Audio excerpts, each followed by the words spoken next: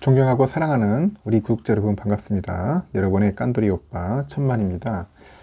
오늘은 진짜 러시아가 우크라이나 그 관련된 그 침공 소식 때문에 하루 종일 언론도 그쪽으로 보는 것 같아요. 증권가도 모든 시선 집중이 거의 뭐 러시아 쪽으로 가지 않는가 봅니다.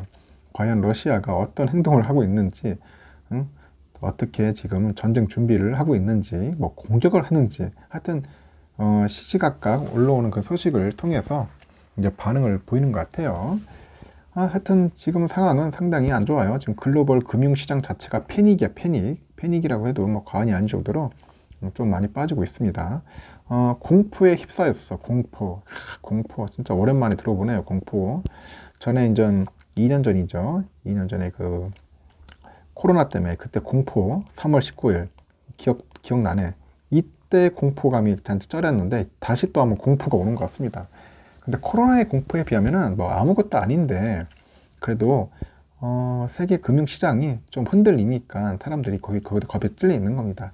현재 주식과 코인은 거의 떡락이고 원유, 금은 거의 막 떡상하는 것 같아요. 이제 좀 있으면 떡상.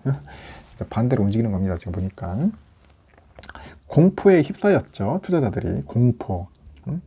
결국 금하고 원유, 곡물은 폭등한다.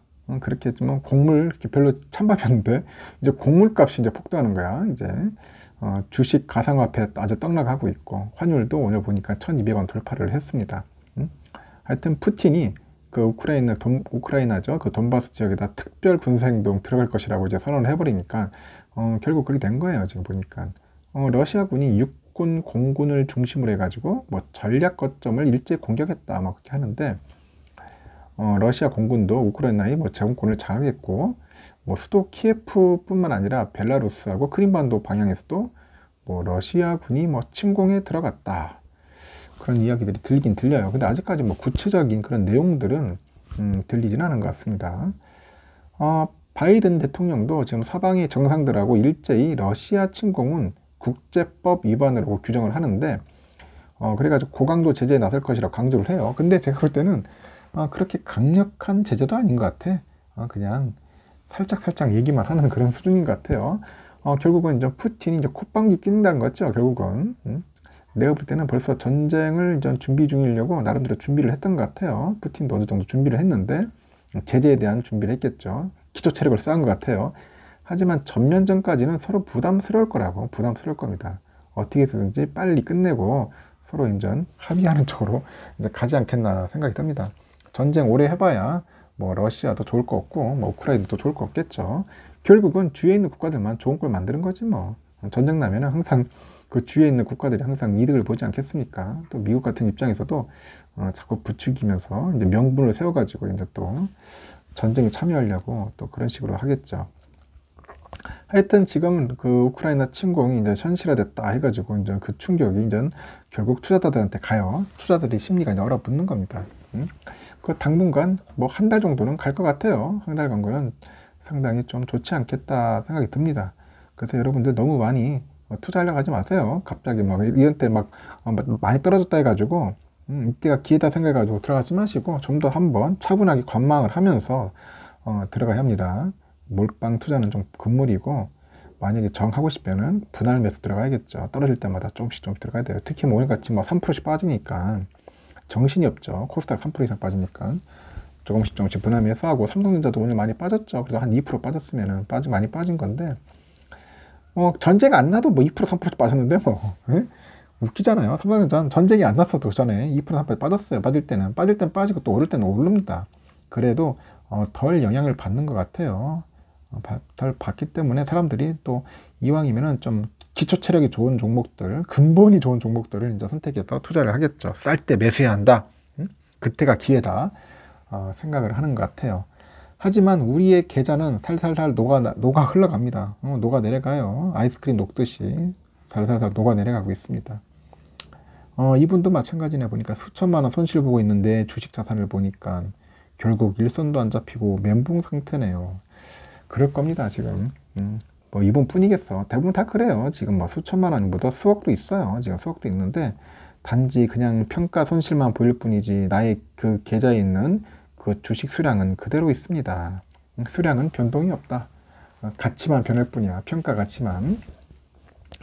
너무 두려워할 필요 없습니다. 이 또한 또 지나갑니다. 모든 그런 대형 위기 사건들, 이벤트들이 있었을 때는 거의 뭐 떡락을 했어요. 막 50% 빠질 때도 있고 30% 빠질 때도 있지만은 또 시간이 지나니까 또 기술적 반등 나오고 또 반등을 하더라고요. V자 반등도 하는 경우도 있으니까 너무 두려워하지는 마십시오. 그 대신 실적이 안 좋은 기업들을 갖고 있으면 좀 힘들 거예요. 실적이 그나마 좀 괜찮은 기업들이야 다시 이제 원상복구 되는데 그렇지 않은 기업들은 좀 힘들지 않겠나. 다시 제자리에 돌아오기가 좀 쉽진 않을 겁니다.